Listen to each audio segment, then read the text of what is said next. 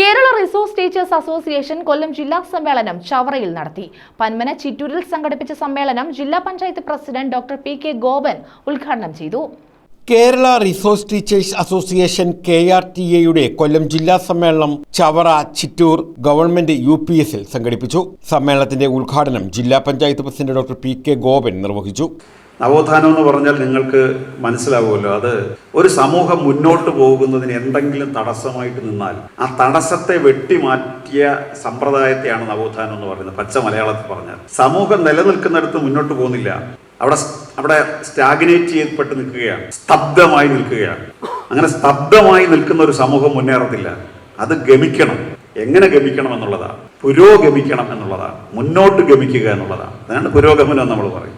പ്രകടനം, രക്തസാക്ഷി മണ്ഡപത്തിൽ പുഷ്പാർച്ചന എന്നിവയ്ക്ക് ശേഷമായിരുന്നു ഉദ്ഘാടന സമ്മേളനം നടത്തിയത്. KRTA ജില്ലാ പ്രസിഡന്റ് ബേബി രജനി അധ്യക്ഷത വഹിച്ചു. S സബിത സ്വാഗതം പറഞ്ഞു. TR Mahesh, RB Shailesh Kumar, B Sajeeva, Divya Vijay, Austin Joy, Saranya R Nair, Sreekala S തുടങ്ങിയവർ പങ്കെടുത്തു. പ്രതിനിധി സമ്മേളനത്തിൽ B ഗിരീശൻ സംഘടനാ റിപ്പോർട്ടും ജില്ലാ സെക്രട്ടറി ബ്ലെസി ബെന്നി പ്രവർത്തന റിപ്പോർട്ടും അവതരിപ്പിച്ചു. ജില്ലാ ട്രഷറർ വീണ അജീഷ് വരവ് ചെലവ് കണക്ക് അവതരിപ്പിച്ചു. തുടർന്ന് അനുമോദന സമ്മേളനവും സംഘടിപ്പിച്ചു. News bureau Chavara.